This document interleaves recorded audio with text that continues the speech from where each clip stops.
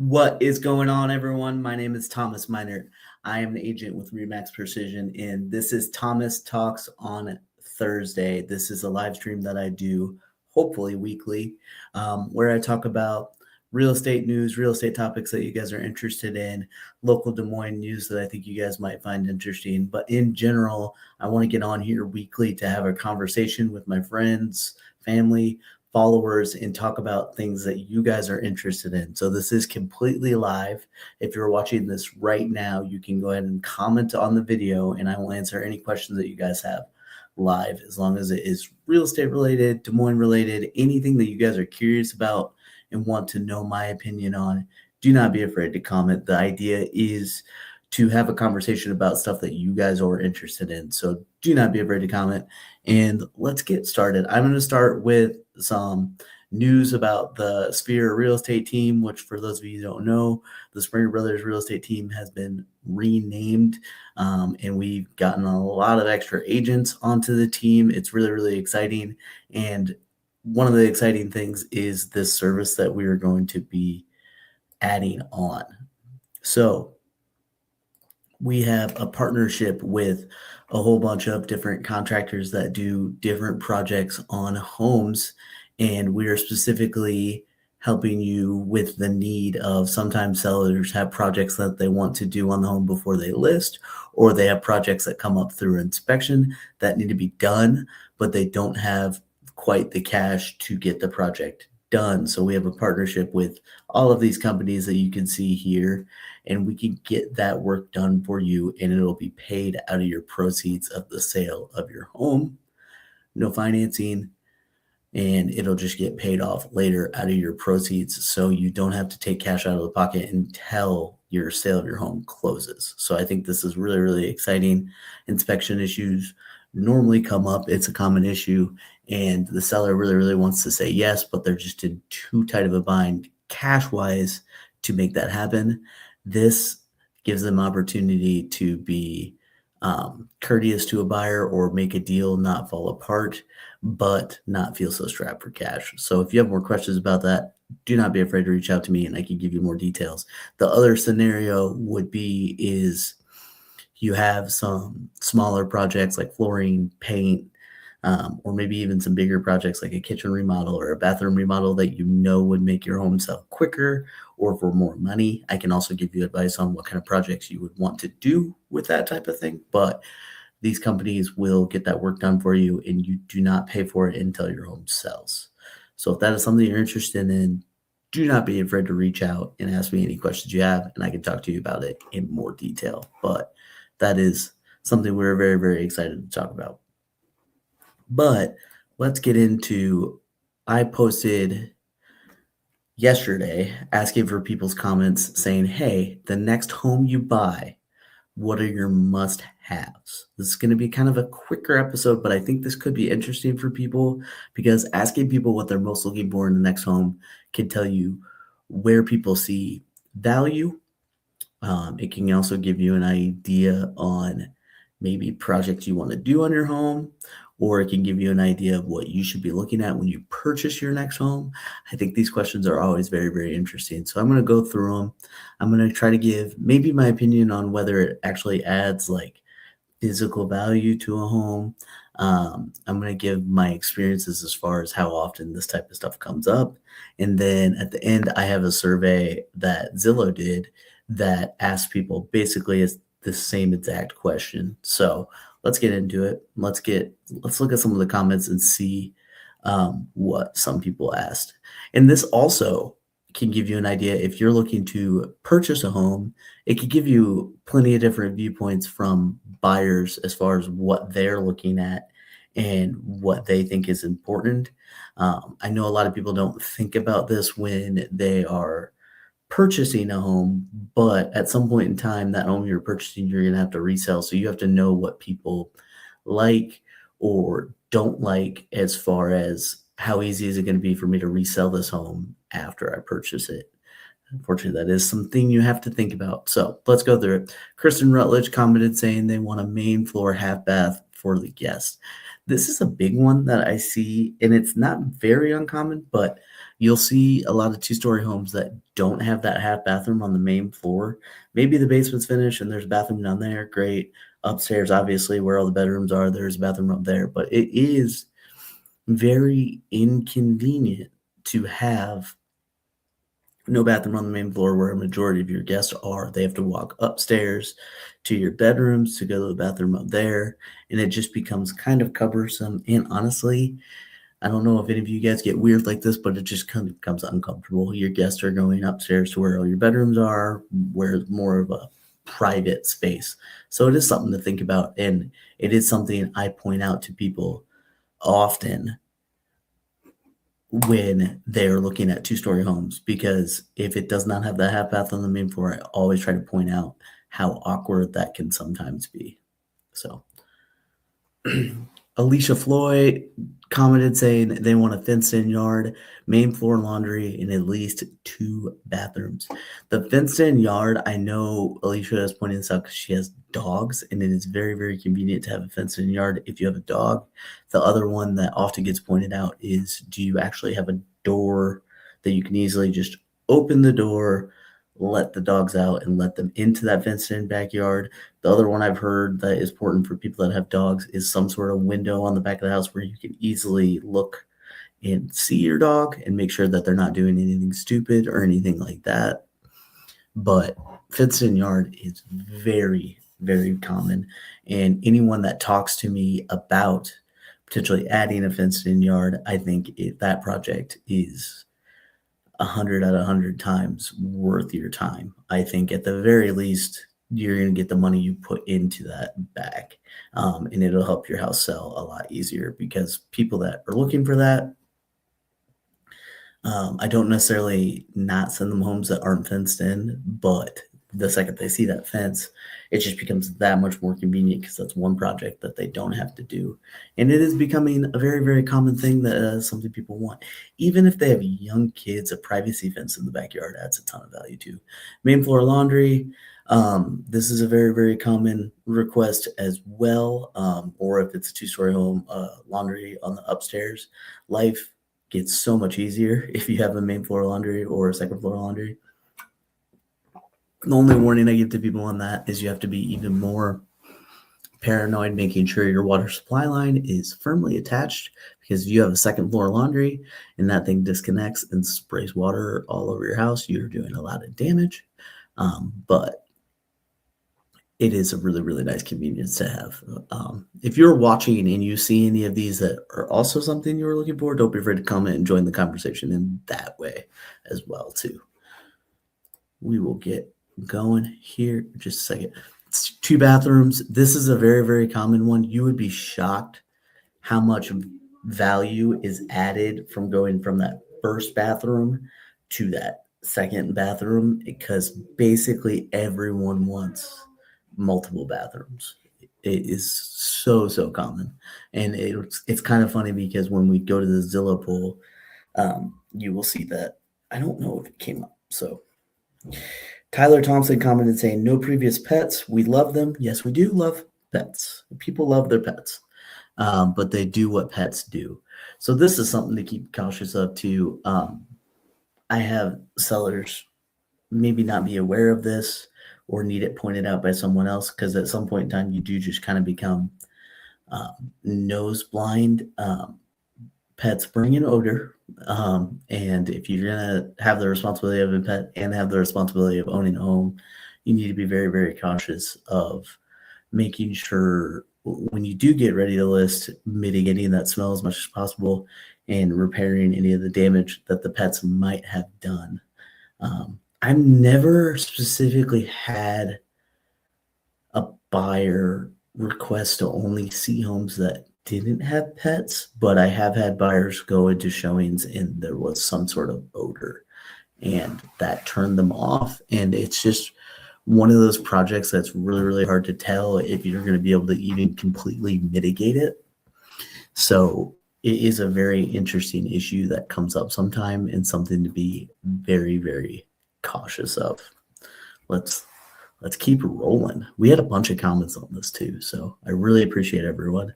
We got to have at least 2 bathrooms. Once again, bathrooms. You guys are really, really concerned about where you're going to shower and where you're going to go potty, which I appreciate you guys being very, very realistic in understanding that it is important to have multiple bathrooms.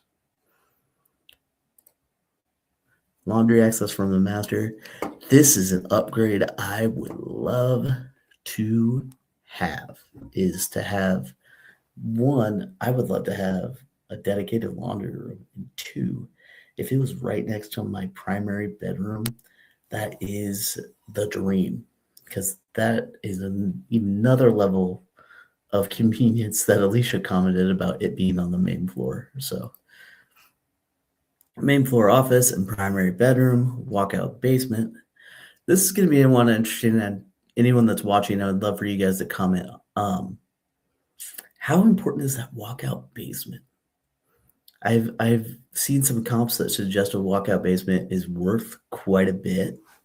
But honestly, it's never been something that's been high up on my list. I can see why it's appealing.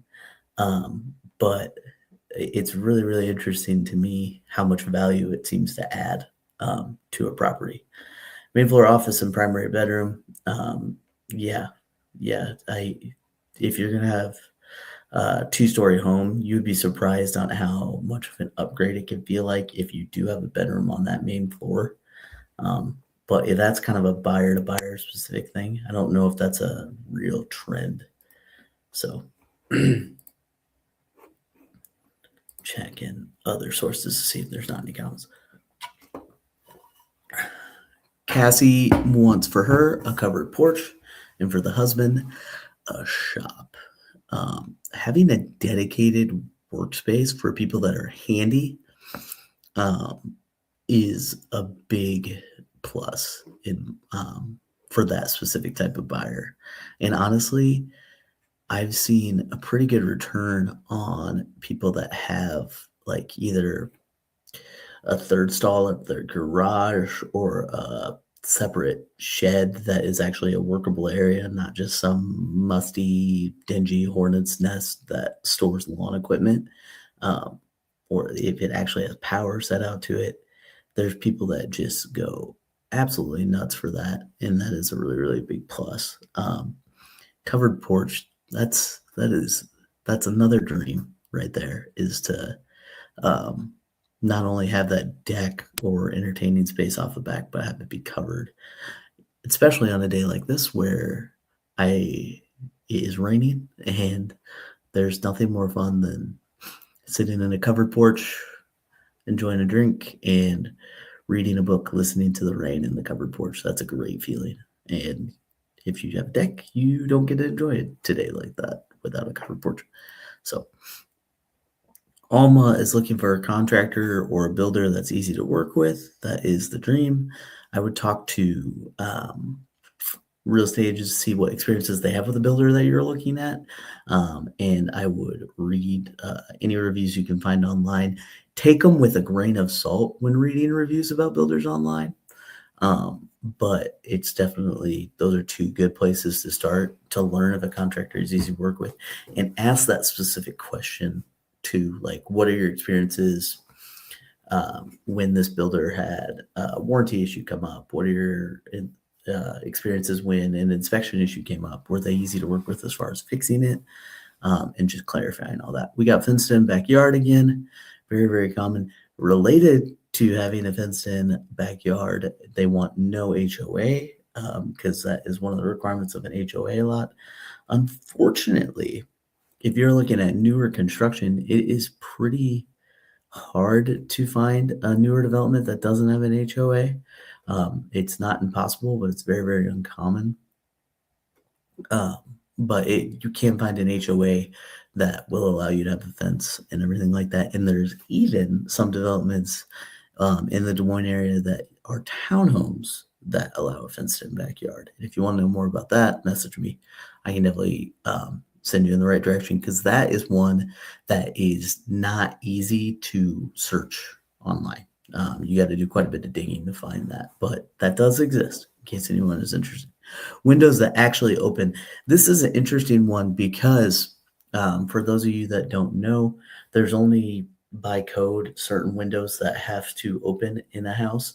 Um, and some new construction, to save money, on the spots where the windows don't technically have to open, they're installing windows that can't be opened. And that is one of those things that I try to point out to buyers when they are looking at homes. But it's one of those things that they don't realize how much they want that until they move in sometimes, unfortunately. But not a very common one, but something that comes up. So for sure.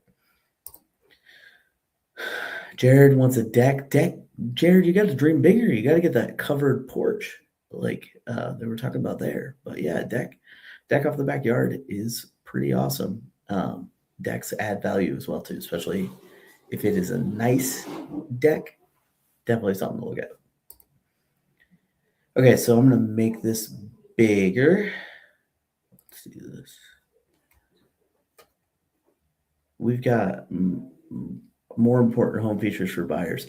Now, the thing to remember here is this is a national poll, so it's not very Iowa specific, but I do think it's interesting comparing this to the comments that I got on this post.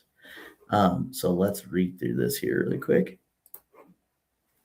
Air conditioning. So a lot of people would think that that is kind of weird to see at number one, but you have to remember that there's some areas where air conditioning is not as common. And even in Iowa, I don't know what percentage properties it is, but a lot of them still don't have central air, which is something that I try to point out to buyers when they don't have that. But a lot of them are cooled by either mini splits or even worse, window air units. And the thing to know is just how much your electric bill can be increased by not having central air, and just how inefficient those systems are compared to having central air. Depending on the size of the house, or how recently it was done, mini splits can work very, very well. But window AC definitely is not as efficient as central air, and it's not as cost effective. Within initial budget, this wasn't quite what I was asking on this post. I think in my post, it was understood that people would be looking within their initial budget. And I think it's interesting that it's worded as within their initial budget, because what ends up happening a lot of times is people talk to a lender, they get an idea of what they want their monthly payment to be to the lender. The lender writes them a pre-approval letter for that amount. And then they start looking at homes and they realize, hey, if I just increase my purchasing power by $25,000, I can get everything I need. And all I have to do is increase my budget a little bit. But the dream, obviously, is to tell your lender that monthly budget that you want, or that monthly budget that you can comfortably afford, and find that house right away, obviously.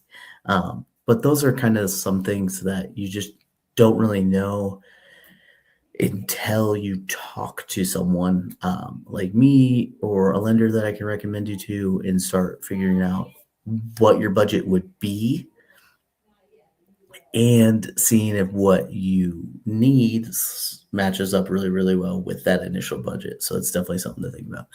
Number of bedrooms, honestly, not surprising, because this is where a lot of my conversations start when trying to figure out what people want / what people need, is very bare bones. How many bathrooms do you need? How many bedrooms do you need? And if you just don't get the right amount of bedrooms, it's just a no, it's a non-starter. So square footage. This is interesting because I could 7 years in, I can tell you I've never had a buyer straight up say it needs to be a minimum amount of square footage, but you start to get a feel once they look at a few houses what they're comfortable with. Because sometimes you walk through a house that meets has the right amount of bedrooms, has the right amount of bathrooms, the garage is the right size, everything like that, but they just say it feels small. And then you look at that square footage, show them something bigger, and then all of a sudden it's the same amount of bedrooms, it's the same amount of bathrooms, house is in a similar condition, but all of a sudden they just feel so much more comfortable. And what you'll notice is that extra square footage is either going to make the primary bedroom the size that they wanted. It's going to make the living room more usable.